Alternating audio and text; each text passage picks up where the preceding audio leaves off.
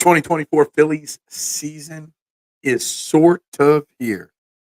We're rained out today for day one, but we are going to do our Phillies preview show today. All my Phillies predictions, all your predictions for this Phillies team, where they're at. Can they win a World Series, this Philadelphia Phillies team? We're also going to touch on the end of the Sixers game last night. Kelly Oubre may become one of the biggest fan favorites in Philly in a long time. We're going to talk about that disaster at the end of the game. Who knows what else will come up? Trending in the AM, taking your thoughts and opinions. We're live in 30 seconds.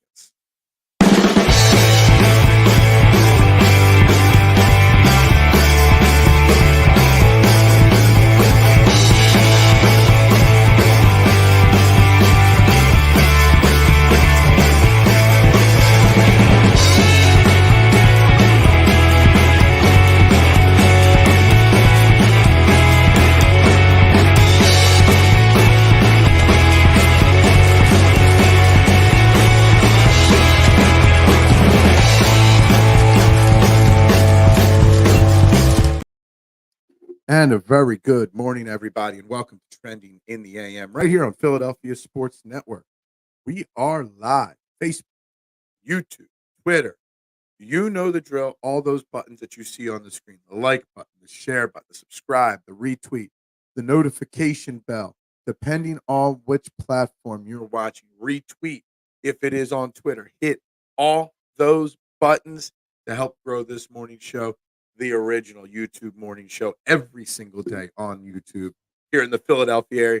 The best, the original, the first, you name it. And the only one where your opinions actually matter.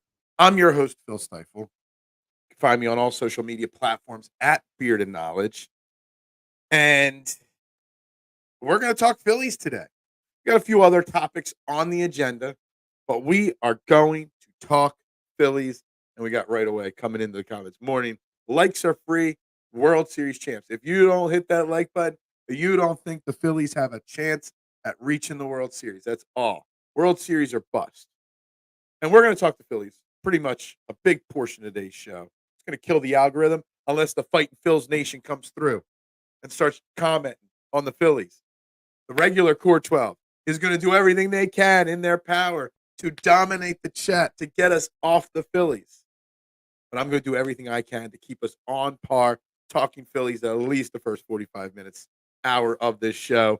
Also going to talk the end of that Sixers game, the train wreck. One of my biggest takes that gets me called the most names. It's very Phillies related right now. So we're going to talk that as well. I'm excited. Baseball to me is something special. Reminds me of my childhood. It reminds me of trying out for the Little League team. It reminds me of going to games with my dad in the 700 level. Baseball will always have that magic feel to me, especially on opening day. Now, we do not have opening day today. It is being rained out. It's been moved to tomorrow. That doesn't change the point that today is officially the opening of the season for the Phillies. And we all in Philadelphia have massive expectations. A, because this Phillies team has had 2 straight years of success. Not the ultimate prize, but still success. B, because this team has spent for 2 years and continued to spend this offseason. Now, maybe they're still a little short in some areas, but we have to have confidence because there is hope on this team. There is hype. There's hope. There's talent on this team. So we're going to try to figure out whether they can win a World Series or not. What is standing in their way of them getting that ultimate prize? First and foremost, you've got to get there. You've got to get to the playoffs. You've got to secure a wild card. Try to knock off the Braves, who will probably win the division again. They are built for a 162-game season. They're not built for the playoffs, hence why their struggles the last few years. But they are still, in my opinion, not the Dodgers, not some of the other teams in the NL. The Braves are still the biggest challenge and obstacle for the Phillies to get back to the World Series this year. Once you get to the playoffs, anything can happen. But That is the big challenge for this team. That's right, Big Al. It's baseball season. Every day from here on out for the next 200 days, whatever it is, 162 games plus playoffs. From now through November, there will be a touch of Phillies talk every single day. Today will be a lot of Phillies talk. Some days we'll have more than others. But every day from here on out, there will be at least a little bit of Phillies talk every morning on Trending the AM. Wherever you're watching, wherever I'm streaming from, there will always be Phillies talk for the rest of this season. So, what kind of offseason the Phillies have? Offensively speaking, this Phillies team is almost exactly the same as it was last year. You still got Bryce Harper. You still got Kyle Schwarber, Nick Castellanos, Trea Turner in his second year, Bryson Stott, another year under his belt. Alec Boehm, another part of the daycare, another year under his belt. JT, looking to have a little bit of a bounce back season this year. Brandon Marsh. Now we have to decide between the last three spots, and that's Whit Merrifield, Rojas, Pache. That's the only real new addition, offensively speaking, to this team. You still got Sosa coming off the bench. You still got Stubby, as the backup catcher. But that core of the offense is still pretty much all intact, same as it was last year. The key and big difference isn't any additions. And I think Whit Merrifield's going to be a huge part. And one of my early predictions already, I'm just going to drop them right now. Whit Merrifield, I wrote down 90 games started or more this year. And already 2 seconds into the show, I'm already changing one of my predictions. Whit Merrifield's going to start 100 games for this team this year because he's going to be starting everywhere. He can play the outfield. He can play the infield. He can do it all. You're going to have that Rojas Pache rotation in center field to start. But if those guys struggle a little bit, he's going to get some starts there. He's going to fill in at times for Bone, for Stott. He's going to fill in at first base for Bryce Harper if you want to give him a day off. He is going to literally be the jack of all trades. And he is going to prove that he's still a high-quality hitter in Major League Baseball that I kind of feel like by halfway through the season, by July, by August, he might push Pache or Rojas, whoever's getting the majority of the starts, out of the lineup. He might force the hand of the Phillies, and he might be the starting left fielder, and you might move Marsh back to center field by the halfway point, by the trade deadline, by somewhere in that range. I think Whit Merrifield is going to thrive on this team with all this talent on them. That is my first and major prediction. Start 100. I had written down 90, Kyle. So I kind of wanted to go a little bolder with my first prediction. And I have my final prediction, my win-loss record. That's going to be pretty shocking, too. Just going to say. But I'm going to talk a lot about predictions here. But Whit Merrifield, 100 starts this year for the Phillies. Between injuries, between him being – he's better than Pache and Rojas at this point. Let's just be honest, okay? Between rotation, days off, everything, you are going to see a lot of him, and he's going to earn a regular spot in the lineup on a regular basis. Come playoff time, I expect Whit to start every single playoff game for the Philadelphia Phillies by the end of the year. I'm interested in what Turnbull can do at the end of the rotation. All right, Big Al wants to change right from offense right to pitching. So we'll skip over some of the other thoughts I got on this offense. We will go pitching. Yes, Mitchie Poo, I know the Sixers got robbed. We are going to discuss that later in the show. No doubt about it. At the very least, the last 20 minutes of the show will be dedicated to that disaster at the end of the Sixers game for sure. But back to Big Al's comment here on Turnbull. Your fifth starter shouldn't really matter. Fifth starters don't play in the playoffs for the most part. Sometimes force them. He can't be as bad as Taijuan Walker is, but he could be. I still think the Phillies' biggest mistake was not if all Jordan Montgomery signed for was the rumored $25 million one-year deal. It's a big mistake from John Middleton. Stupid money or not, the third threshold of the luxury tax or not, you have built a World Series roster. You are missing two pieces, a fifth starter or a fourth starter, depending on where you look, okay? You're missing one starting pitcher and you're missing a closer. You might have a closer on your roster. We'll get to that in a minute. Turnbull, if he has to be in our rotation more than 2 or 3 turns through the rotation, I don't think he can do it. I don't think he can hold up big picture long term. But for a 2 or 3 game stretch early in the season till Taiwan is healthy or till you find someone else to do it, that's where I'm at. Back to offense. I love Whit Merrifield. He is going to be the biggest move for the Phillies. I just love guys that are jack of all trades in baseball. He's a pure hitter. He's got a little bit of pop. He literally does a little bit of everything. He's the kind of guy you bring in, and I said this the morning show after that signing was announced. I said that is going to be the most important addition, and my damn dogs won't stop barking. I know you can hear them because I can hear them in my earpiece. It's going to be the biggest addition this team has made. And it was one of the cheapest additions. I love the move. I think it's fantastic. Yes, the Sixers suck. We are going to get into the Sixers here at some point this morning for sure. There is no doubt about that at all that we will be talking Sixers at some point today. Prediction, Rojas will solidify himself. So I'm on the complete opposite. I think Whit Merrifield is going to steal that role. I think, the left field role, and they're going to have to move Marsh back to center. I disagree. I think that you are. Here's the thing. There's a big difference between grooming a young guy to be a centerpiece of the future of your team, and there's another difference of doing that when you're trying to win a World Series. You're trying to win a World Series, and baseball is a long season. I get it. And he's going to get ample opportunities. And if he's the 9th hitter in this lineup and he's the worst of the 9 guys, I get it. You can mask his deficiencies. But you're trying to win a World Series. All the talk is not getting off to a slow start as they have for the last 300 years in Philly. You don't develop guys in this type of season. They either got it or they don't. You're trying to win a World Series. You're going to win a World Series, hopefully.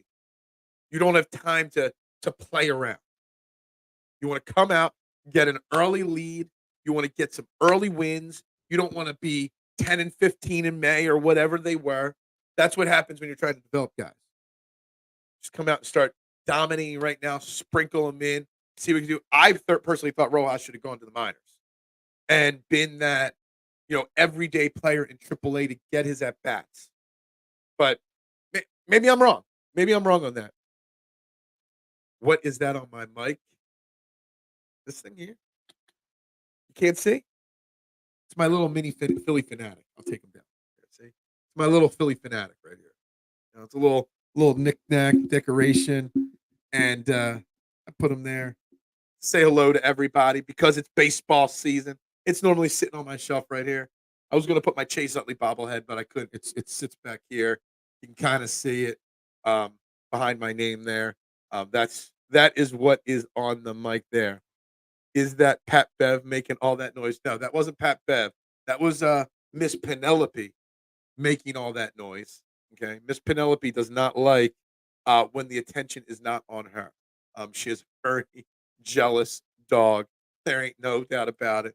I could just be taking a sip of my coffee and she will bark because I'm not looking at her 100% of the time. She's a very jealous, very needy girl. But we love our money, Penelope. We do. So back on the Phillies.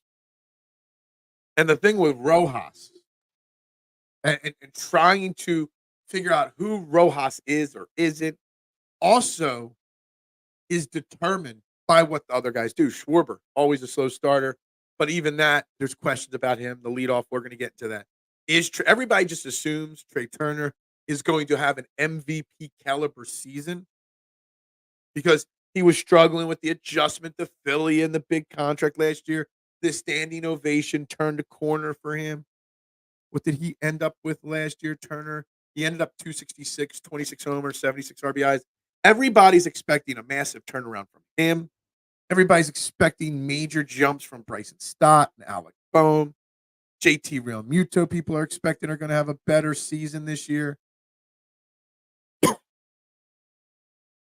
But if those things don't happen, if one or two of if Kyle Schwarber has another first half of the season where he's hitting 170, there was a big stretch of the season last year where Schwarber was hitting under 180 for a long stretch of the season. You can't have him hitting 180 and then have Rojas hitting in the 9-hole right in front of him, also hitting 180 or 200. So you need the big guns. You need the big players, the MVP caliber players performing at a super high level right from the get-go. If you want Rojas to have a chance to be playing every single day. Oh, excuse me. You need him. You can't have Schwarber having the start to the season he did. I can't believe Schwarber ended last season almost getting to 200 because he was so far below 200 for such a long stretch that he had to have a really good end of the season to get his average to 197 for the season. Now, sure, you get the pop, the 47 home runs, whatever, 100 RBIs from Schwarber. I get it. That's what you get. And I'm not going to complain about the Schwarber leadoff hitter role. I'm going to say my piece. I'll touch on it from time to time, but I'm not going to question Rob Thompson. I'm not going to question the decision because it seems to work. The record when Schwarber's in the leadoff versus not drastically favors Schwarber in the leadoff spot. Trea Turner, you paid a lot of money to be the leadoff hitter. Whatever. You want him to be your two-hole guy? Okay. But Schwarber's got to get off to a better start this year. I'm not saying he's got to hit 300. I'm not saying Kyle Schwarber needs to, hit 280. But he can't be hitting 160 for the first 3 months of the season like last year. He's got to be better than that this year. Otherwise, it's going to be just like last year. Slugging along early in the season, struggling, kind of middling, and then they ramp it up. How many years in a row can you really ramp it up by July and make a run like the Phillies have the last couple of years? Eventually, it would be nice to have some stress-free baseball early in the season. You do that by these guys coming out. Can Trea Turner do what he did at the end of the season or before he came to Philly all year long? I've got MVP odds here, okay? Harper is fifth in the National League. Acuna is obviously the MVP favorite at 5-1. Harper's 10-1, the fifth best odds. Trea Turner's at 22-1, right in the middle of the pack of just below the favorites to win MVP. It's honestly a really good number if you think Trea Turner is going to be the MVP player that people thought we were getting when we gave him the big deal last year. 22-1. I love betting Bryce Harper MVP, and I think Bryce Harper is going to have an MVP caliber season. We'll talk about that in a few moments. But if I'm just speaking on a betting degenerate, looking at numbers and value, 22-1 for Trea Turner. If you really think Trea Turner is going to build off of last year and be better, last year, Trea Turner, what did I say again? Let me look at these numbers again. 266, batting average, 26 homers, 76 RBIs. Most people are predicting this year well north of a 300 batting average for him. I don't think he can hit much more than 25 home runs. I think he can get closer to 90 RBIs. But 22-1 for Trea Turner, MVP, there's great value, Phillies fans, for that bet right there. Trea Turner is going to play himself he's going to play us into having to have the conversation of whether he should be in the 2-hole or the 1-hole, especially if Schwarber has the typical slow start. It's going to be a conversation that people are going to have throughout the year. Schwarber can silence those conversations by having a good start, but the odds are we know who Kyle Schwarber is, and he is going to have slow starts. He's going to hit for a low average and whatnot. Bryce Harper, fifth favorite to win the MVP. Now, there's also the narrative that when you got two MVP candidates on the same team in Harper and Turner, that they take votes from each other and stuff. Theoretically, that shouldn't be the case, but it is. Bryce Harper will be here all year, barring any unforeseen injuries. He is going to be at first base 155 of 162 games. He is the heart and soul of the Philadelphia Phillies. He's the heart and soul of Philadelphia sports in general. Joel Embiid is the CM Punk. Bryce Harper's the Seth Rollins. For you wrestling fans, for a reference, Jalen Hurts, he's the tough guy leader. I don't know how I would compare him. He's more like the Roman Reigns. Bryce Harper's the heart and soul of this team. Can he get back to his MVP season from a few years ago? Can he, a full year first base? There are a lot of people predicting Bryce Harper Gold Glove at first base in his first full year as a first baseman. That's crazy thought that a guy playing the position his second year, first full season, could potentially win a Gold Glove. No, I don't think it's going to happen. I think he'll put himself in the conversation, but I don't think it's going to happen. He's put the work in. He looks comfortable at the position. His footwork looks better from the few spring games I watched, versus last year. No doubt it, that Bryce Harper's always going to put the work ethic in to be the best. I just don't know about Gold Glove at first base yet for him. But it's not crazy to think that he's going to hit over 300. Last year, he hit 293 in his little shortened season. He only got 21 home runs, 72 RBIs. He had a really, really bad stretch for like 2 or 3 weeks when he first came back, and then he picked it back up. I could conceivably see a 3.10 average for Bryce Harper. I could see 35 home runs easily. I could see north of 110, 115 in the RBI category for Bryce Harper. Bryce Harper, if we say Trea Turner is great value to win MVP at 22-1, Bryce Harper at 10-1 it's kind of sort of great value as well. Because Bryce Harper is going to have a phenomenal season. Bryson Stott could be Gold Glove if he has I personally, Tim, think that Bryson Stott got robbed of a Gold Glove last year. I already think Bryson Stott is one of the 2 or 3 best defensive second basemen in all of baseball, and he had a great season last year. Now I'm curious to see if he's going to follow up last season and be better at the plate. If he's going to hit a little bit of a secondary slump. It's not his sophomore year anymore, technically, but that sophomore type slump.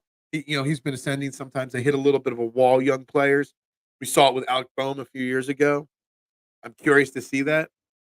But when you have Harper, Turner, JT, Schwarber, there's so much offense. There is room for guys to struggle, or there's also room. There's less pressure on some of these young guys. So Gold Glove wise, bet it. If there's odds for him to win it, bet it, because he should have gotten it already. Offensively speaking, let me pull up my notepad here because I wrote predictions in last year's. He hit 280 last year, 15 and 62. I think about 280 is where Bryson Stott's going to be again this year. I also think 15 home runs is about right. Now, I think he could potentially drive in more runs with Harper having a full season, with Schwarber maybe being better, with Trea Turner being better. I think Bryson Stott probably slots into the 5-hole at the start of the season, which means he's going to have ample opportunities to drive in more runs. But I'm all on board for Bryson Stott, Gold Glove, second baseman. He had the second best fielding percentage in the league last year and didn't win a Gold Glove. It's a crime. It's a crime. He should have won a Gold Glove last year. I remember crying about it on this very show that he got robbed. Speaking of Gold Gloves, but speaking of defense, I really expected Trea Turner to be a bit better defender last year than he was. Now, he struggled at the plate, maybe for those same exact reasons. He struggled in the field. I wholeheartedly expect Trey Turner to be even better defense. Like, I expect Turner's numbers to go up from last year because he's not going to get off to that slow start that he did last year, especially batting average wise. I expect his defense to get better as well, which that is going to help as well. When you talk about Bryce and Stott, you got to throw Alec Boehm into the equation as well. You got to throw Brandon Marsh into the equation, the daycare, so to say. I still stand by my points I said last year, and I've said since his rookie year. I think Alec Boehm is a 300 hitter in baseball. Last year, he hit 274. I still think Alec Boehm can hit 300. I still think Alec Boehm can drive in north of 100 runs. I don't think he's a pure power hitter. I don't think he's ever going to hit 30 home runs or anything like that. But I see Boehm when he's like in his prime hitting 310, 20 home runs every year, 110 RBIs. I think it. I think there's a legit chance that Alec Boehm is second behind Bryce Harper in RBIs at the season end. That's where I am with Alec Boehm. I almost wish, like, I think the lineup tomorrow, opening day tomorrow, not today, is going to be Schwarber 1, Turner 2, Harper 3, JT 4, Bryson Stott 5, Boehm 6, Casty 7, Marsh 8, and either Rojas or Pache in 9. I think they probably go Rojas game 1 because he's the kid. Should be Whit Merrifield, but it'll be Rojas. I almost wish they would put Alec Boehm in the 4 hole behind Harper and move JT to the 6 hole or the 7 hole and flip flop that. That's what I would do. To me, Alec Boehm should be the cleanup hitter on this team the way it's constructed to start the year. He won't be. He'll be in that 6 or 7 hole, depending. It'll be 6-7, Boehm, Casty, in some combo like that. But I think it'll be Schwarber, Turner, Harper, JT Stott, Boehm, Casty, Marsh, Rojas tomorrow when the season starts. Comfy Trey Turner is going to be scary. I agree, Kylie. I do. Why wouldn't he be scary? I expected so much from him, and you know what? I love when athletes admit that the pressures get to them, and the pressure got to him. So it is what it is. Now he doesn't have as much pressure this year, so we're going to see what he's capable of this year, full year. I hope I wrote down this for my projection.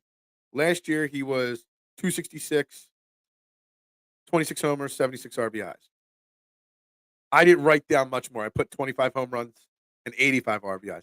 But I'm predicting a 330 batting average from Trey Turner this year. And if he hits 330, gets 35, 40 steals, whatever, you are going to be hard pressed to not bump him up into the 2 hole. Hard pressed. I think big picture down the line, Turner 1, Stott 2, Harper 3, Boehm 4. And then you move Schwarber into the 5 hole. That's what it ultimately, I think by the end of the year, Rob Thompson will see that. I'm not going to cry about it. I'm not going to complain. I'm going to try not to bash Rob Thompson, which I have a Rob Thompson question for a few minutes, but I'm not going to bash him. Yeah, that's true. I get that, but still, Bryce Stott. I want Bryce Stott to get it. Bowman Stott could both hit 300, Marsh 285. Brandon Marsh is the most. People don't realize that Brandon Marsh was second in OPS on this team last year. He was literally the only person that had a higher OPS of the regulars last year was Bryce Harper. Not Turner, not Schwarber, not Casty. Boom. Or, yeah. No, Marsh. I'm sorry. Marsh. Brandon Marsh should be, even Rob Thompson kind of platoons him a little bit, Marsh. And I don't understand why. Brandon Marsh is an everyday player. Or questions when he came over here from Anaheim or LA or California Angels, whatever you want to call him this year. But he figured it out. And he's a quality hitter. And having him in your 8, is there a better 8-hole hitter in baseball than Brandon Marsh? I don't think so. Boehm will be over 25 and 100 this season with a full season and not having to share time in the start of the season. He did really well playing regularly. Oh, I agree. I don't think he's got much more than that 25 home run. I think he's in that 20 to 25 range no matter what. He's more of a Jason Worth type hitter than a home run hitter. Line drive guy. Maybe he gets on top sometimes. But the 100 RBIs, I think, is easy. He hit 97 last year, and like you said, he didn't start every day. Plus, he was going back and forth from first to third and whatnot. It's the average with him. I think he can hit 300. I think saying that Alec Boehm has a 310 or 320 ceiling is not a bold hot take. I really don't think it is. Harper, Boehm, JT, Nick, Stott, Marsh should be 3, 4, 5, 6, 7, 8. I think you're dropping Stott too low. I don't like JT so high in the lineup. I like JT, but I think he's more suited for a 6-7 hole, in my opinion. That's just me. Can we make some suggestions for what can make baseball more watchable, possibly more popular? Like it's too many innings. We're not going to cut it to 5 to 6. They've done a lot of things to speed the game up, Nitro. They have. Pitch clocks, etc. Banning the shift so you get a little bit more offense, maybe. I don't think there's too much more they could do to change the game of baseball. I really don't. I still think it's a fantastic game. I know it's hard for some people to watch on TV, but more and more games in that under 2.5-hour time frame does help. Look, I'm going to say it, especially early in the season, especially late in the season, the playoffs. The fact that today's home opener has been canceled because of weather. Not even raining outside right now. Annoys me. When you build a stadium, and there are teams and cities building new stadiums, planning new stadiums, why is there no dome or retractable roof put on every damn sports stadium in the world? It could be an outdoor stadium with a retractable roof or a complete dome, like in some cities. There is no excuse not to put domes or roofs on sporting stadiums, because then you don't have to worry about the elements affecting the outcome of game. In baseball, you don't have to worry about postponements or delays. Okay? You can use your stadiums year-round for other events, making you more money. And you don't have to worry about other teams. Oh, well, we only lost because of the weather. You remember the '08 World Series? Which game was it? Game 4 or whatever against Tampa? Game 5? I mean, there were literally puddles on the ground. You put a roof over it. You know what else it does? It makes the fan experience better as well at the games. Super hot, 120-degree day. Put the roof on and turn the AC on. It's raining out at a football game. Put the roof on. Fans aren't sitting in the rain. Domes need to be on every stadium. It would increase the experience in the park for fans, and it would eliminate delays, rainouts, weather excuses, all of the above. I know it's an unpopular opinion. I know I get bashed every time I say that on social media, but it is what it is. Turner will see pitches if Harper hits like he does. Absolutely agree. I mean, I think Turner should be the leadoff hitter. He's not going to be. I'm accepting that. Is there a better 2-3 punch anywhere in baseball than Trea Turner? And so we've got one of the best 1-2 punches in the starting rotation, Wheeler and Nola, which we're going to get to in a minute, and the best 2-3 punch in Turner Harper in all of baseball. It's insane. Insane in the membrane. Marsh did well and split time early in the season. He'll be great playing every day this season. Absolutely. And the fact that because of Pache and Rojas, he'll probably be playing left field. You probably get the best defensive left fielder in baseball at this point. One of. Shouldn't say the best. Stott has to be lower for him, and Marsh to get on base for when Schwarber comes around again. Maybe. I'm still thinking about protections and whatnot. I just rather JT a little lower in the lineup. That's my personal opinion. Still unwatchable. It needs to faster and more points scored. And you're not going to get baseball more physical, okay? Stop this weather crying. The weather makes it better. See, this is the kind of crappy things I get told on Twitter nonstop. They're man up is such an old philosophy. Toughen up and sit in the snow or rain. No, that's such an old school mentality. It is not soft. It's me enjoying. If I spend $200, $300, $400 to go see a sporting event, I want to be comfortable. I don't want to be rained on. I don't want to be super hot or super cold. I want the experience to be perfect for me.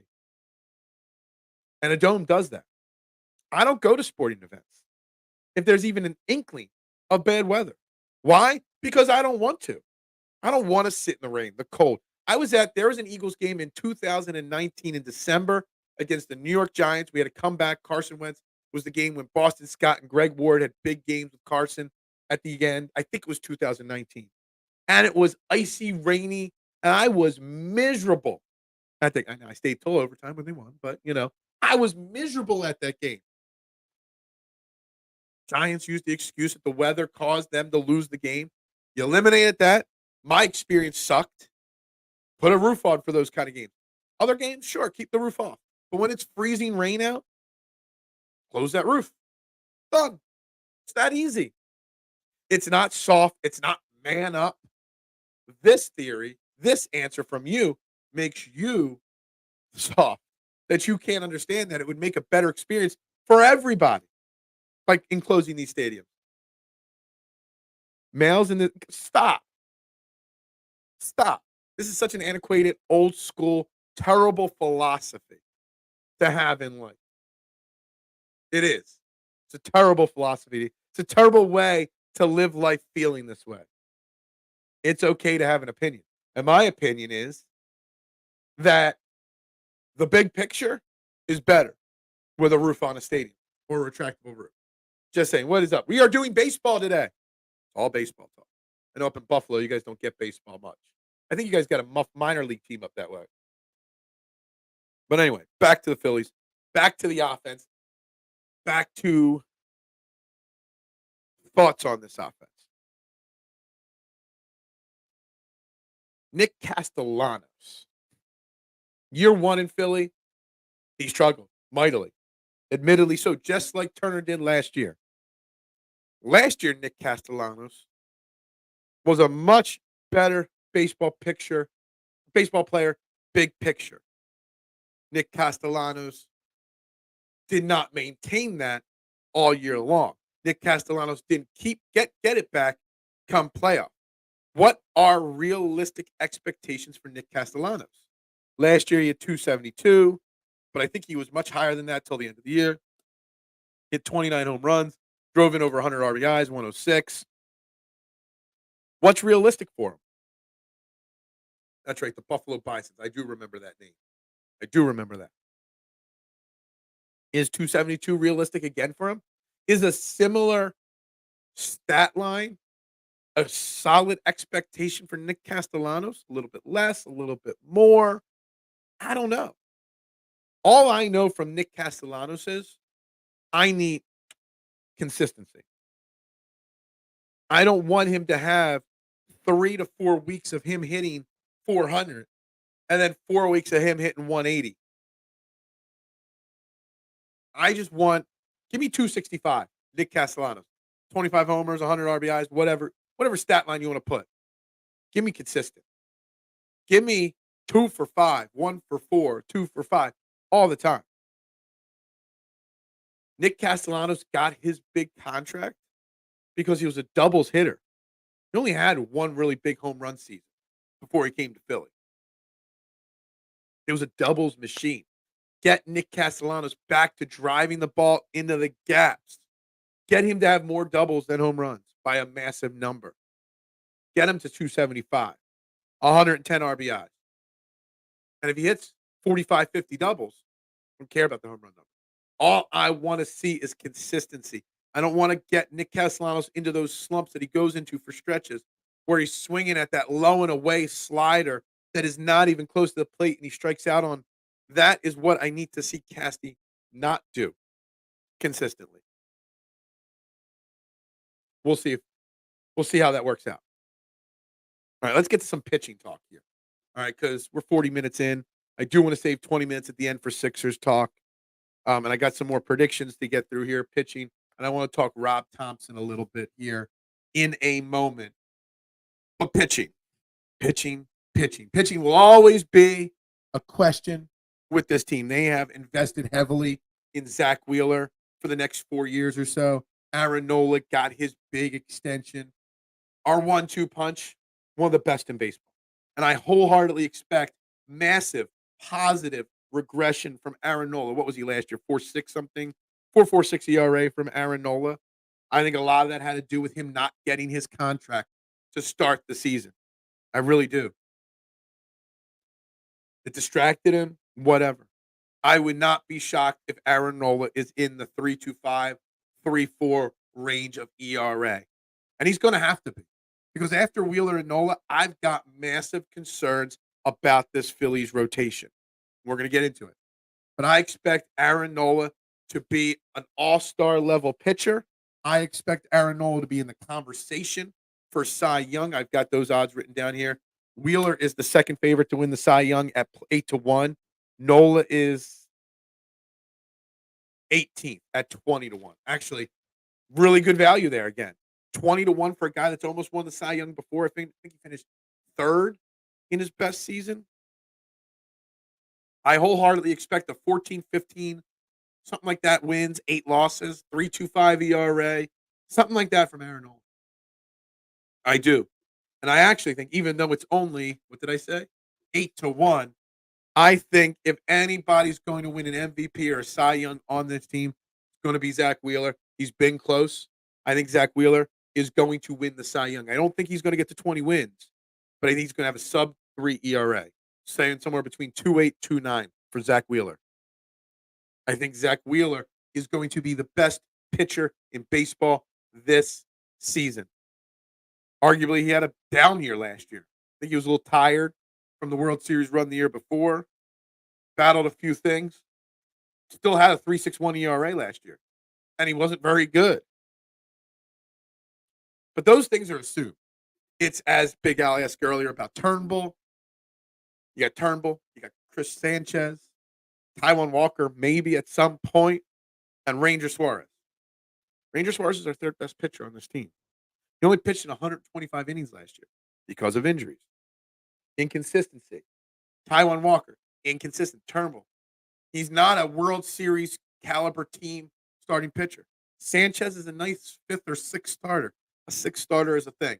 A long guy or a minor leaguer, that's your 6th starter. But right now, Sanchez is your 4th starter on this team. Ranger Suarez, I love the guy. Rang the bell at the Sixers game last night. Come playoff time, come out of the pen, can start, can do different things. Hell, he could be a closer, hypothetically speaking. Like, I love Ranger Suarez. But the guy just does not stay healthy. He hasn't. He never does. You need Rangers, based off of the way this rotation is built, you need Ranger Suarez to throw 190 innings this year. And I don't know if he can. And in 190 innings, I don't know if he'll have even what was last year, he had a 4.18 ERA. I don't think he can even pitch to that tune if he has to throw 195 innings. I still think Ranger Suarez is a 5th starter or a bullpen arm. Big picture. I know they like him. I love him. I love his attitude. I love his fight. I love the grind that he does on the mound. I just cannot get behind Ranger Suarez as the 3rd best pitcher on this team. So I go getting Jordan Montgomery was so important. Now, I do think if we're right around 500 or trending upward near the trade deadline, obviously Dave Dombrowski will go get a starting pitcher. But again, what did I say? I want to get this team off to a hot start. I want to get this team not middling around in 4th place come June 1st. I don't want to have to win at a 65% clip just to get to the 5th or 6th wild card. I need this team to start off hot. And Ranger Suarez, it's just not it. You got a great 1-2. And the fact that Ranger, Sanchez, Turnbull, Walker are the rest puts massive pressure on Nola and Wheeler as well. Luckily, both of them are very calm demeanor guys, and they don't really feel pressure. But there's a lot of pressure on them. Because these guys, the rest of this rotation, I know people want a lockdown closer, but I kind of feel like starting pitching is the biggest issue without a shadow of a doubt on this Phillies team. This team needs pitching help in the starting rotation. Not even up for debate. If anything, Dave Dombrowski, John Middleton, whoever else has a say in it, made a massive misstep not getting Blake Snell, not getting Jordan Montgomery, not getting anybody. I said it last year. The Taijuan Walker was a mistake signing. It's proving to be true. Big problem. What this is going to do is put pressure on the bullpen as well. Yeah, I'm still talking baseball. You got a problem with it, K1? You want different stuff. You don't want to hear Sixers talk anymore. Sometimes you get bored with football talk. Yeah, I'm talking baseball. And you know what? My mini fanatic says go away or add something positive to the Phillies conversation.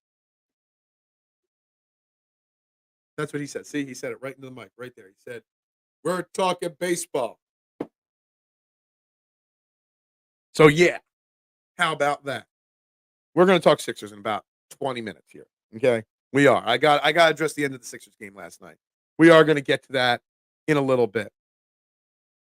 The bullpen, massive pressure on this bullpen for the Phillies with how bad the rotation is after Wheeler and Nola. Jose Alvarado, I guess right now your closer. I don't think he should be a closer. I think he should be the high leverage situation guy coming in wherever you need big outs in the late innings of games. Jeff Hoffman, had a huge season last year, but never done it before. Never had success before. Be curious to see if he does or not. I hope he does. You've got Soto. You've got Matt Strahm. You got Junior Marte. You got Ortiz. You got Brogdon. All solid guys. That 7 of 8 is really, really a solid bullpen. And then there's the wild card. The guy that I think by July will be the lockdown closer. The wild card for this Phillies team, Sir Anthony Dominguez. This guy 2 years ago was lights out. This guy was the hottest relief pitcher there was in a long time. High expectations. And I know he pitched to a 3.78 ERA last year. But that's not what he pitched like. It took a long time for him to even settle into an average job last year. Sir Anthony Dominguez has the repertoire and the pitches, if he is healthy, to be a lockdown closer. Now, he's not young anymore. He's like 29, 30 years old. I am hoping and expecting him to become the closer on this team. That is bold prediction, too, that Dominguez has more saves than Alvarado by season end. First, I said Whit Merrifield will start 100 games for this Phillies team. Second, bold prediction, Sir Anthony Dominguez has more saves than Alvarado.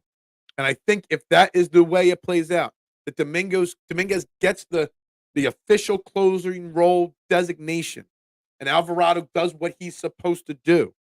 If Jeff Hoffman is 90% what he was last year, then that can mask, at least for a little while, the deficiencies in the starting rotation after Aaron Nola and Zack Wheeler. I really believe that. I really believe Sir Anthony Dominguez can pitch to the tune of a 2.90 ERA. Strike out 10, 11 batters per 9 innings. I really do. I think he could be a guy that you don't bat an eye if he comes into a game in the 9th inning. Like, I really think Sir Anthony Dominguez can be, big picture, if he was the closer for a full season, can be a 45 save guy. I really, truly believe that. Now, I don't think he'll get that high a number because I don't think he will be the closer to start. He'll sporadically close, but I think Alvarado will be the closer to start the season. But Alvarado is meant for those big moments. 7th inning, 2 outs, bases loaded. You need a strikeout. You call Alvarado in, and he gets it. And he's got that fiery personality. So I think that's my second big, bold prediction there. All right, I want to bring up Rob Thompson for a second. Got a short little extension in the offseason and whatnot. And I saw some Phillies content creator, I forget who it was, yesterday, think it was yesterday I saw this. Tweet out, is Rob Thompson on the hot seat?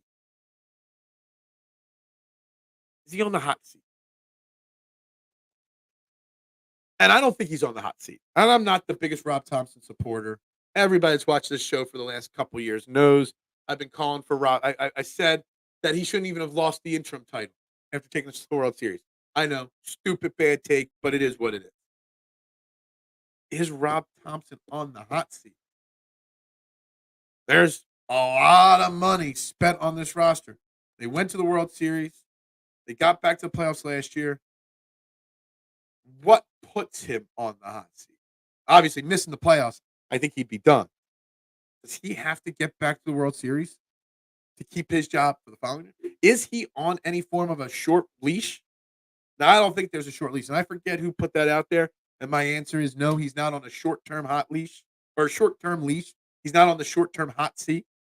But I do expect there to be the conversation if they fail losing the first round of the playoffs or something like that, or miss the playoffs, Rob Thompson would be gone after this year.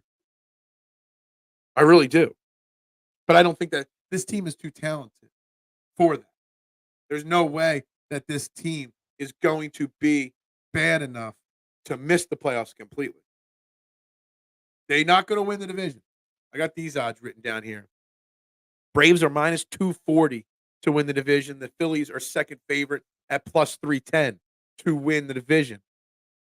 Terrible value there. The Braves are a 100-win team. Now, they stink in the playoffs. They're not built for 7-game series.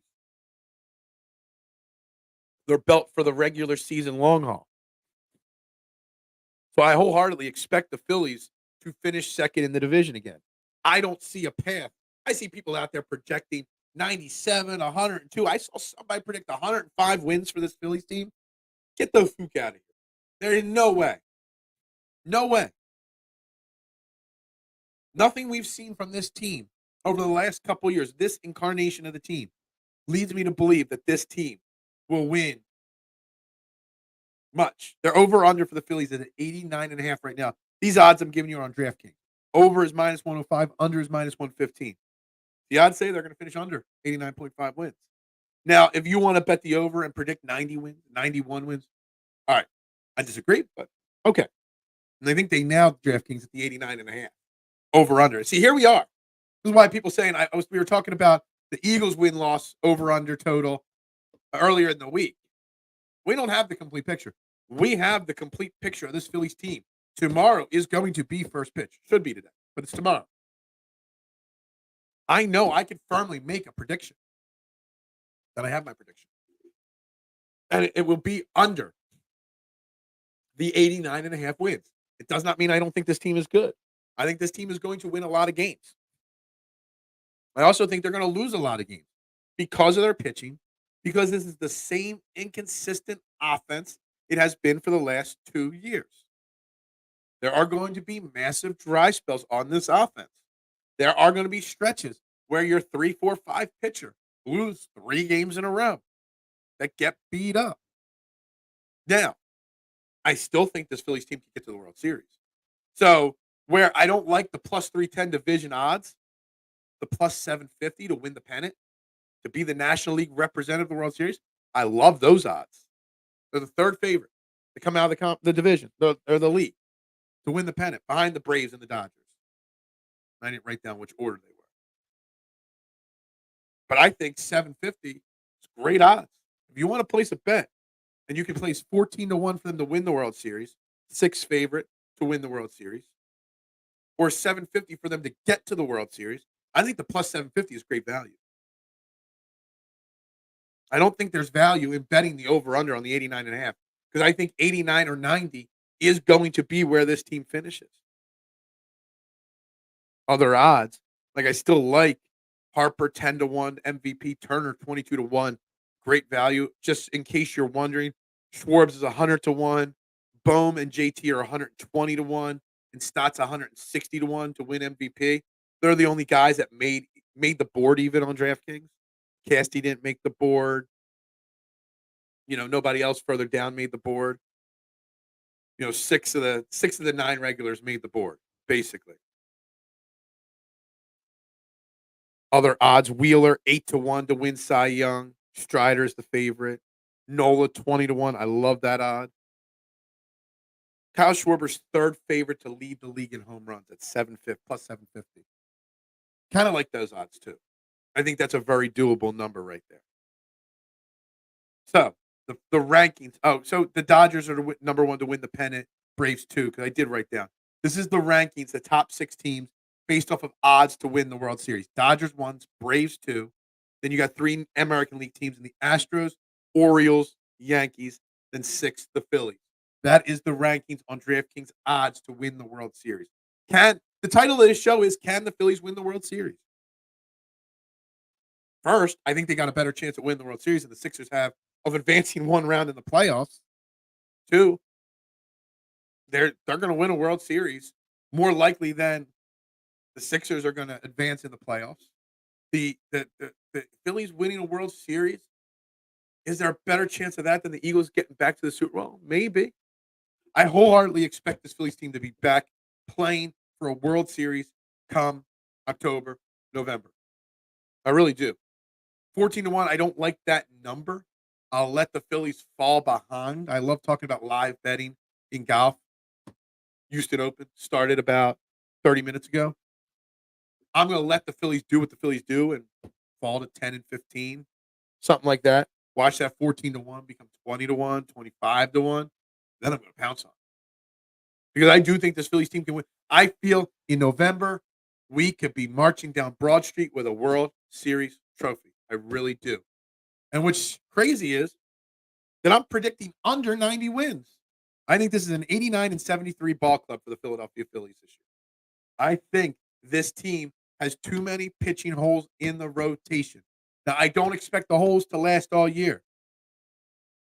But I think, depending on how the season starts in AAA for some guys, there's going to be an open, revolving door in that 4th and 5th pitching spot. Sanchez is a nice pitcher, nice kid. I don't think he can start for an entire season. I don't think he's got it in him. He's good. He's okay. I don't think it's going to happen. Turnbull, he's here. He's a turnstile. He's just a guy. Taijuan Walker, he's a 4.5 pitcher. 4.5 ERA pitcher. You're going to see Mick Abel get a chance. You're going to see guys get chances from the minor league club in the pitching. Hell, you might see Cody Clemens get a chance to pitch. Just kidding. But I think this is an 89-win Phillies team. They are going to be second in their division. They're going to be one of the top wildcard teams. They'll make their deep run come playoffs. They'll get hot at the right time. They're built for October baseball. And that is my prediction. One other prediction. I hope they got. Dancing on Your Own. Can we get a new theme song, please? We don't need the same dancing song anymore. I hate it. And quite frankly, hot topic, hot take, it's a terrible song. I don't know why it hypes them up. I hate it. I hated it from day one. But it got the team going, so I don't care. But both years that we've used that as our theme song, come up short. Time to come up with a new thing. What are the Phillies going to do? Sometimes they do the money thing. They got different symbols when they get hits and stuff like that. Curious to see what that's going to be this year. That always changes every year. I predict an 89-73 Phillies team. And to answer the title of the show, can the Phillies win the World Series? The answer is yes, they can. Will they? Yes, they will win the World Series. So I'm Mr. Negative with 89 wins, and I know people are going to tell me I am negative predicting 89 wins. But I also think they can win the World Series. This team is built for the playoffs. This team is built to get hot at the right time. This team is just not an April and May team. They're a slow starting team. They have been for a long time. And that's okay. As long as come October, we're where we need to be, which is hoisting that trophy, marching down Broad Street. 89-73. They win 90 games last year. So I'm basically predicting this upcoming season. I'm predicting a lot of guys to have better seasons, offensively speaking, than they did last year. But I am so scared about the pitching rotation that I can't get behind this team winning more than 90 games. I just can't. I know there's a lot of people predicting 95 to 100 wins. Some predicting 105 wins. When you have Ranger Suarez, Chris Sanchez, and Spencer Turnbull as your 3-4-5 pitcher, it don't matter how good Nola and Wheeler are. You're going to lose a lot of games. And I don't know who is going to be on the trade block come the trade deadline for starting pitching this year. I haven't looked that deep into it. They're going to have to make a move. Now that Montgomery and Snell are off the board, there's nobody else left out there. Something's got to give there. Guys, you're watching Trending in the AM right here on Philadelphia Sports Network. Make sure you hit like, share, subscribe, retweet, follow, wherever you are watching on whatever platform you're watching, even if you're watching on replay, hitting those buttons helps grow this show, helps grow the algorithm of this show. I know the algorithm sucks when we talk baseball, but guys, my show, I want to talk baseball. So we're talking baseball today. Now, we are going to transition here in a moment into the Sixers. But, got to get baseball predictions out of the way. Of course, I've already spoken about there should be a retractable roof on all stadiums, because then we would have opening day today like we are supposed to.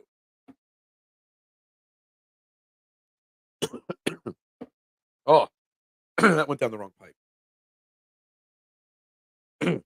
We would have opening day like we're supposed to if there's retractable roof. Hot take that nobody agrees with. Call me soft. Call me a baby. Call me bad words. Somebody on Twitter yesterday called me a bad word because I said roofs on stadiums is the way to go. For a man with a mortgage, you sure take a lot of liberties with your format. You think this show pays my mortgage? This show don't pay my electric bill. All right? So I'm not worried about that. I will take whatever liberties I want. Oh, it's 9 o'clock now.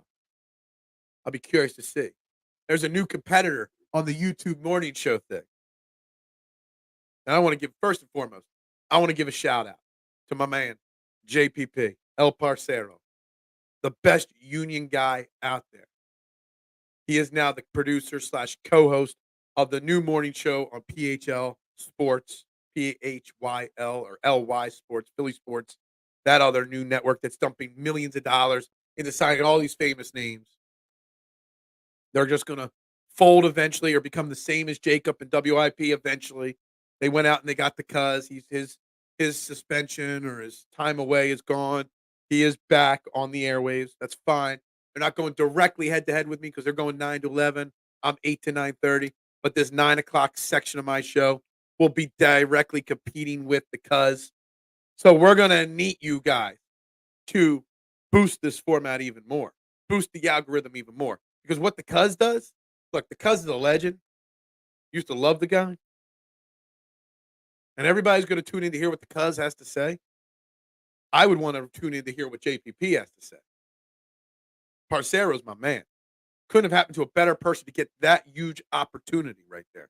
And shout out to him. I hope he does well. I just hope his ratings stink because, I want those people tuning in here instead. But I want to shout out to him. The cuz doesn't care if I'm happy for him or not. And the cuz is going to be not much different than anything else he's ever done or any of the other major names that are in Philly sports media.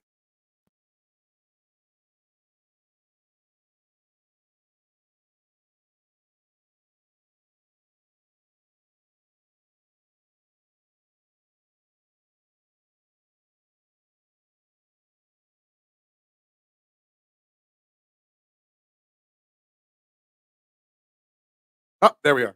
Lost power on my microphone. Not sure what happened there. That was me trying to give a compliment to a competitor, trying to shout them out and congratulate JPP for the huge, huge opportunity that he's getting. And that's what I get. I try to give props to good people. And my mic loses power for 3 seconds, 30 seconds. You know what? How dare they? That's right. JPP hacked into my StreamYard and cut my mic off. That's the only way it happens. Yeah. Was it JPP or is it cuz? Because you know what? I'll never say anything bad about JPP. El Parcero is my man. Me and him go way back. in this game. Because he's public enemy number one to me now. He is. You're going to try to compete with the original YouTube morning show. You're public enemy number one. But he must have hacked into something. He did. I don't know. It's not the first time. That is not the first time that I tried to say something positive about a competitor and something went wrong with the show. What is it? Every time I try to give people their flowers, something happens. Shocking. Annoying. You know, that's what you get. That's what you get for trying to be a nice guy. There's no nice guys in this business. It's a ruthless, cutthroat business trying to build followers, trying to build listeners, trying to build a show from the ground up. I'm a nobody. I don't got the reputation of the cuz. I don't got the reputation of the big names that do it. I don't. But I've been building this from the ground up. Cuz they just say his name, his show's going to, I bet you his show's got 5,000 people watching right now, 5 minutes into it. I also bet that they probably didn't start on time because most of their shows don't start on time. I also bet that they have too many. My mic went out for 2 minutes. They got millions of dollars invested in them. I bet you they have problems too. But I will say, again, positive thoughts, positive vibes. Shout out to my man JPP. The man, well-deserved opportunity for him. No doubt about it. No doubt about it. I hope nothing else goes out. I just saw my light above me flicker too. Wonder if maybe the weather's worse than I thought. Maybe there's a power problem going. I don't know. Anyway. Let's move on, guys. I am Phil Stiefel, your host. I was doing a reset, and then I got on a sidetrack. Then the mic went off, and whatever. It is. But let's pivot. Like I said, we'll close my Phillies predictions. Phillies are gonna be talked about every day. We'll try to get Kylie on tomorrow morning. Get her thoughts on my predictions, and make sure you're checking out PhillySportsNetwork.com. They had an article with all their Phillies writers, all their predictions. Some of them I agreed with massively. Some of them, one person on it, I think predicted like 105 wins. That I strongly disagree with. But I'm predicting an 89-73 Phillies season, one of the wild card spots, and then a deep run into the World Series, and most likely a World Series win for the Phillies. I predict Whit Merrifield will start 100 games. I predict Sir Anthony Dominguez will have more saves than Alvarado this year. I predict a Zack Wheeler Cy Young. I'm sure we'll give Bryce and Stott the Gold Glove at second base. They are my predictions this season for the Philadelphia Phillies. And guys, I can't wait to talk baseball every day for minutes, for hours, whatever, all year long. Super excited. So much positive right now. I love opening day because opening day means it's springtime. Opening day is closer to golfing every day. It's the start of such rebirth. There's so much rebirth happening for me. Buying a house, the NFL draft's coming, other big things coming. We'll get to that in coming days, weeks. So much happens around the start of the baseball season. It's a rebirth. Where there wasn't a rebirth was in South Philly last night as James Harden Company came to Philly for the first time this year, and the Sixers lost by 1 point to those Clippers. And I want to shout out Kelly Oubre. I want to shout out Nick Nurse. And I damn well want to shout out Ala Abdenabi. Okay? The refereeing, the whole game was atrocious. The refereeing in the fourth quarter was god-awful. The refereeing in the final 20 seconds was pathetic. The refereeing in the last second of the game was the worst of all time. Nick Nurse blew up in the postgame at the refs. Kelly Oubre called the refs mothers, the refs fathers. Hell, he even went to grandmas and the refs grandmas, some very bad words. And Allah tore into them in the final moments of the game. Live on the air. I love Kelly Oubre, man. Keep this guy in Philly. His passion, his heart, I love it. But Allah, man, I didn't expect. He's supposed to be an announcer, a color guy, but announcer. Normally, they don't tear too much into the refs on TV. Sometimes you hear radio guys do it, but not TV guys. the way he went into the refs, I loved it. Kelly Oubre, he's going to face a massive fine for what he said. And you know what he said after the game? I don't care. So if you didn't see the end of the game, there was a missed call at the end of the game by the referees as Kelly Oubre tried to take the winning shot. He was clearly fouled. They didn't call it. The Clippers won. Throughout the game, you could tell the refs were kind of favoring the Clippers. I'm not making an excuse. You still lost the game. Tobias Harris had a bad game last night. Kyle Lowry continued to not do much. You know, there's a lot of guys that didn't have great games last night for the Philadelphia 76ers. Okay? That's fine. I get it. I'm not blaming the refs for losing the game, but I'm blaming the refs for missing the call at the end of the game, which could have changed the outcome. And what I'm blaming is the NBA, not the refs, because the refs, after the game, came out and said, yeah, we messed up. We missed the call. We just saw it. Yeah, there was a foul. We should have called it. A, why would you even say that? Because B, you're not going to put the players back on the court to shoot those free throws. And then if he misses one or two and it goes to over, he's just not going to do that. They're not going to award the Sixers a win. The refs will not be held accountable for that. So either A, refs, keep your mouth shut. B, just lie to our face and say, no, I didn't see a foul on that play. Just don't say anything. But Kelly Oubre and Nick Nurse tearing into the refs right there on the court. And Allah's saying it right after. Get off the court. Why stand there and accept that abuse from the players? Are you trying to egg them on? Kelly Oubre is going to get a huge fine, maybe a suspension, maybe Nick Nurse as well. If the refs just walk off the court, then the players don't have the opportunity to confront the refs on the court. Yeah, they might say some things that get them a fine in the post-game press conferences or to a media member, but they're not going to be calling their mothers and their grandmothers and their grandfathers bad words. I love Kelly Oubre. I love the passion. I love it. That moment is kind of one of those moments brings a team together. One of those moments that can actually turn the tides of a very frustrating season. People don't realize those little things brings teams together. Makes them want to play for each other a little bit harder. Now they've got a chip on their shoulder. Now they can feel a little bit more like the world's against them. Joel Embiid, every report that keeps coming out, he's almost here. Nick Nurse, he's almost back. I would expect it sooner rather than later. You can debate whether it's smart to bring back Joel Embiid or not. But if this team is in the playoffs and they've got a healthy Joel Embiid, this team was built for Joel Embiid. The team's not going to let him go out there if he has a risk to really hurt himself. But this kind of moment brings them together a little closer.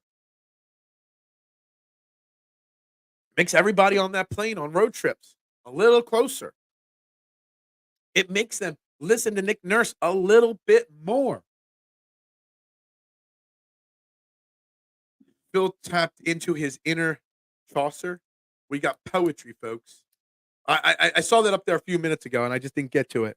I was going off on this Sixers thing, so I don't know if it was one of my end things that I was talking about, the Phillies wise, or one of my knocks on the cuz, or if it was part of Sixers. I'm sorry, Duck. I missed what moment you said that.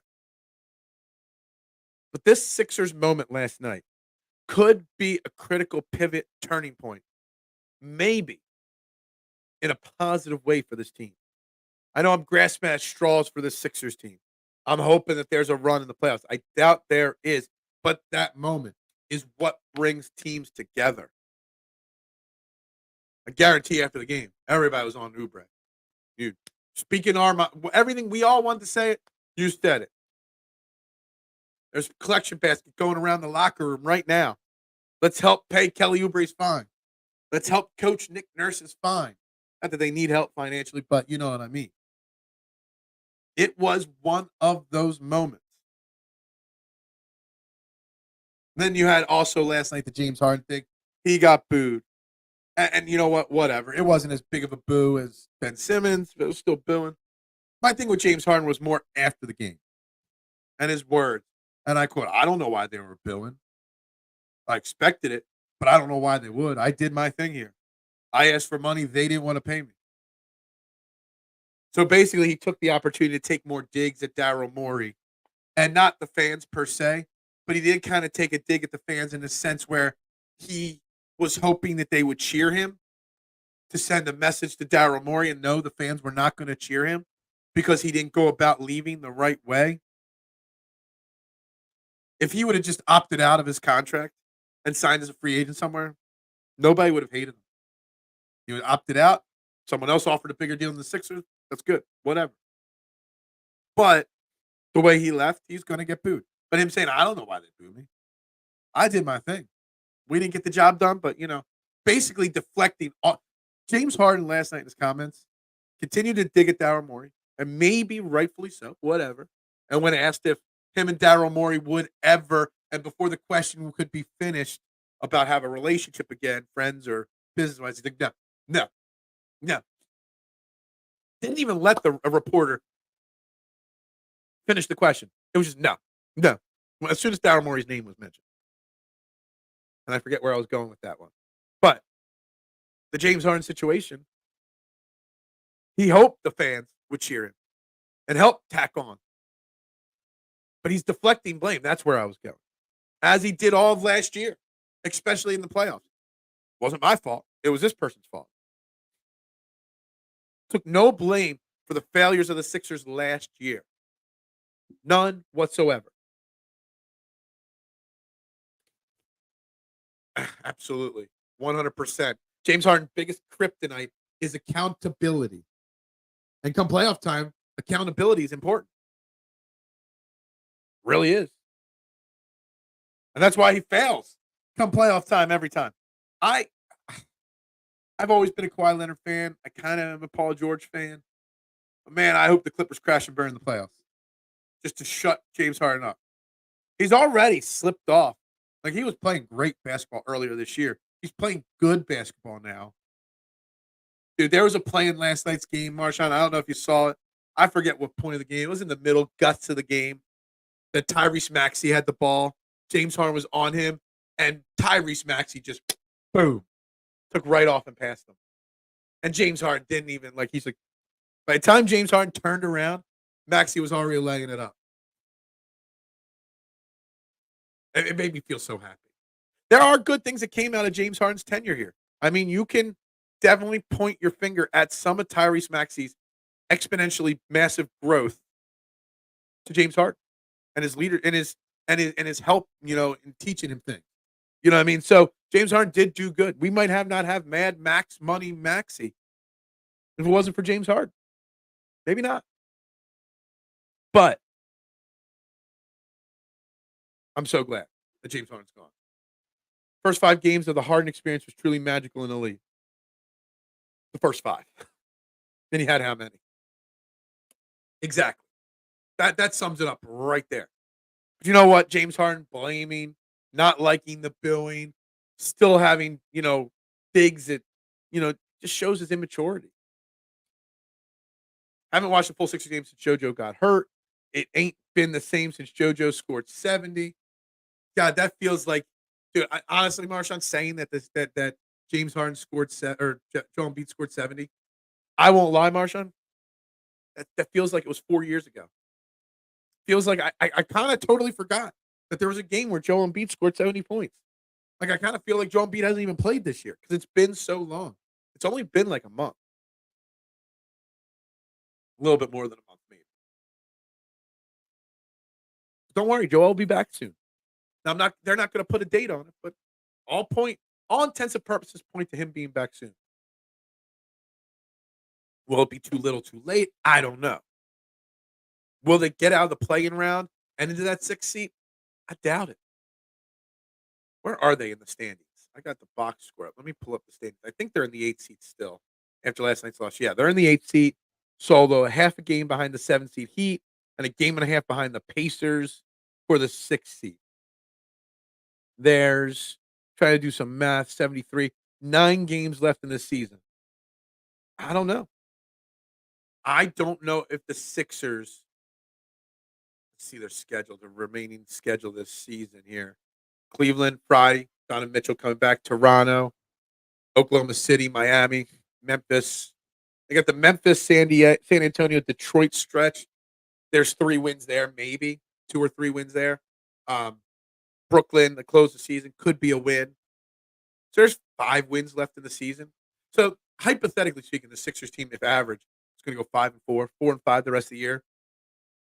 So they're not going to get out of the play-in. But you don't want to be the 8th seed because you don't want to face Boston in the first round. You want to have that easier first round matchup to kind of, gradually integrate Joel back in the thing. I hope Joel gets a ring in the next 2 years and retires a winner. I would love to see Joel get a ring. I would. It would mean so much to him. It would mean so much to the city. It would. True. What's true? Everything I say is true. Everything I say is fact.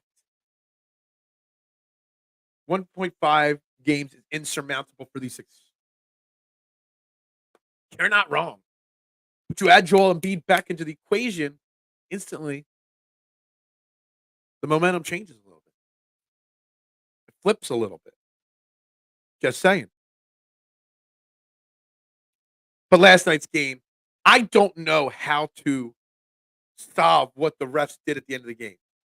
You got replay available at all times. You've got no accountability for these refs. Like, Martian, I know you say you don't watch Sixers game. Go back and watch the final 30 seconds of the game even. You don't even need to see the final 5 minutes, which were terrible to begin with. All you have to do is hear in the final 5 minutes the words coming out of Allah's mouth on the broadcast. You know it's bad. He wanted to walk away after his brother. Yeah. He's made his money. He wants to be able to walk with his kids, play with his kids. I don't see Joel Embiid playing until he's 35, 40 years old or anything like that. I think he's got 3 or 4 more years left in him, maximum. So you better get that ring. And you know what? That's why you bring Joel back if he's ready to go. People saying don't bring him back. Well, you know what? You've only got 2 or 3 more years, hopefully, of Joel Embiid. So if he's ready to come back, if he's healthy enough to come back, you bring him back. This team was built around him. Nicholas Batum was brought here. Buddy Hield was brought here. These were pieces brought in to pair with Joel Embiid. Over-under. Who comes back first, Joel Embiid or Robert Covington? Seriously. With Joel back, I'm right back on bring on Boston or Milwaukee. Yeah, exactly. With the standings and the way they are, if you're the 7th seed, is it still Milwaukee? Yeah, Milwaukee's seemingly pulling away with that 2 seed. That's why the 6th seed would be so crucial, but I just don't know if they could do it. Because then you'd get New York or Cleveland in the first round, and I don't think either of those teams are any good. Right now, where they're standing, Indy would beat New York in the first round of the playoffs. The 6-3 matchup. Cleveland, Orlando, that would go 7 games. Cleveland would probably come out, but then Cleveland would lose in the second round, in my humble opinion. But you bring Joel back immediately if he's ready, because you've only got so many opportunities with him. And this team was built, and this team was rolling before he went down. Thought Maxey drew a foul on Coffee, then it was challenged. Dude, they challenged things in the favor of LA. There was a turnover that they reviewed like 97 times and gave it to the Clippers. The refs were bad last night. Anybody that wants to talk gambling and refs being in bed with bookies and stuff like that, watch last night's game. It's a prime example why people have those conversations. Now, I'm not saying there was money on the line from the refs or anything like that. I'm just saying last night's actions are why people have that conversation. And you got replay available. You got everything at your disposal to fix these mistakes the right way. When that turnover was turned into a Clippers ball, go listen to Allah's reaction. Allah might get fined by the NBA. Allah might get suspended from calling a game because he tore into them. Very unlike him. He's very level-headed, and I like Allah and Kate Scott. I think they do a better job than they're giving credit for. But Allah, I love him. I think he does a fantastic job. And tore into them. It was pathetic. Pathetic ending to the game last night. Late game execution has been bad down the stretch, so I was told. Yeah. But you put Joel Embiid back into the equation and things change. I am all on board for the Sixers bringing Joel back. Even if it's for 3 games and the playoffs. I don't care. I say you go for it. You got to maximize your opportunities.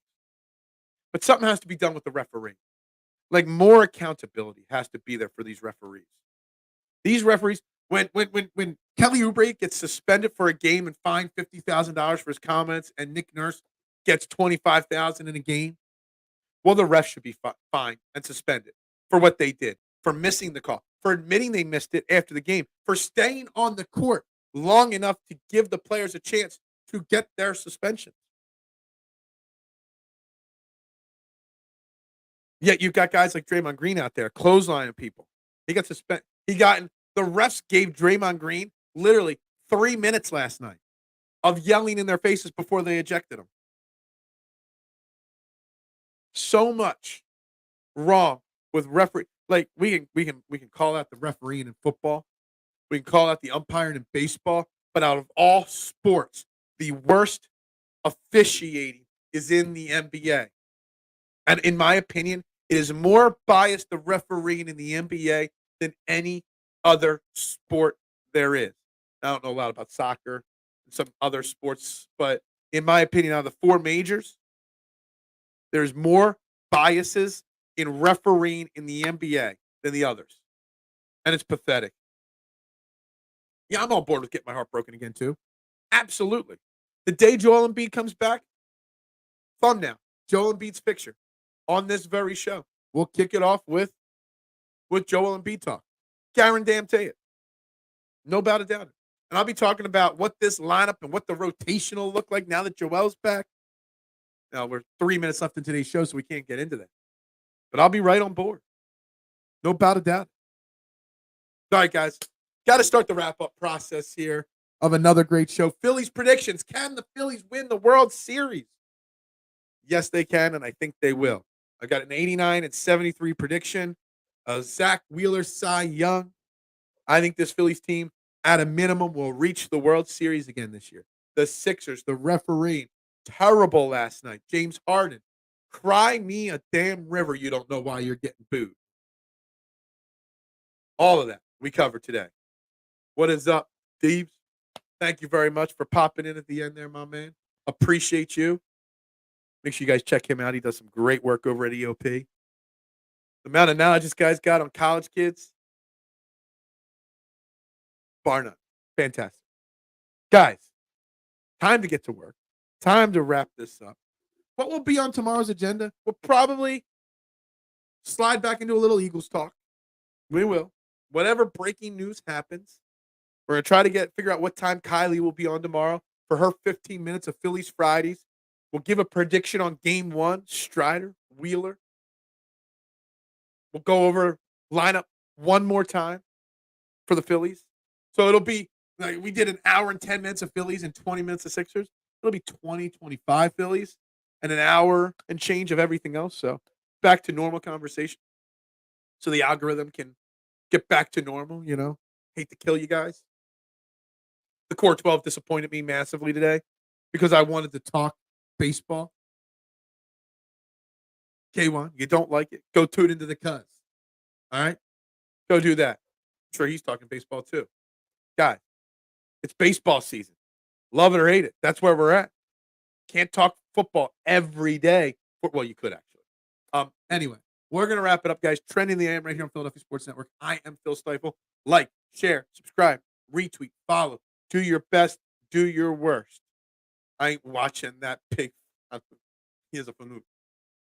For sure. I'm sure he said the word gabagool like 75 times. And I'm sure he said, Joey Bosa! Like 1,000 times already.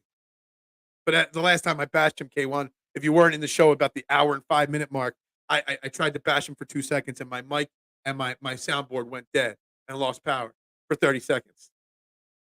Actually, I have tons of meetings this morning to have you. Oh, well, I appreciate you. Muchas gracias. It's a tough week. It's Easter week. So everybody's trying to get everything done. Wednesday, Thursday. Everybody's off on Friday. Pound that like button. Yeah, that's right. Please, like. Embarrassing. I'm sure it is. I knew titling the show Phillies was not going to do the algorithm any favors. But you know what? It was still a damn good show. I thoroughly enjoyed making my predictions. You guys didn't interrupt me with my predictions. I closed my notebook. I'm closing it. Putting it away. Guys, have a great Thursday. We will see you tomorrow for opening day. Ring that damn bell.